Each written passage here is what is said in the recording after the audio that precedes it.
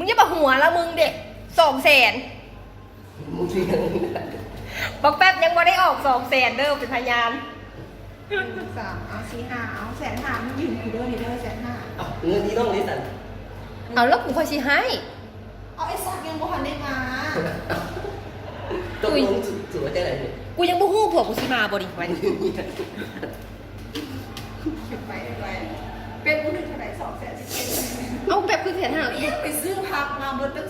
200,000ว้าว อ๋อซื้อกบกับเต้าซีฟหักท่านอันนี้เงินไม่ยังต่างๆท่านมึงน่ะตีเพราะอะไรมึงตีมึงค่า650,000 มึงตีมูลค่า670,000กีบมึงแล้วมึงเขาจะไหนมึงเนี่ยบนต้องออกอะไร670,000ขนาดออกแต่คนละเท่าไหร่คนละ70,000กีบเบิร์มึงเบิร์ โอ้ยกากินไรสิเพยอดเลย พันกีบคูณ8คนออกไป500,000กูขึ้นงด600,000มึงว่าแพง แดง ไว้ มึงเอามึงเก็บคนละ100,000ตก800,000 เอาต้ม800,000ตัวถ้าเหลือก็พอซื้อเบียร์เลยเด้อเพราะว่า เอาเบี้ยมึงสิถึงคน แล้วนี่นะมึงเอาเงินออกไปแล้วเบิร์เท่าไหร่ซื้อแต่พักเบิร์แล้ว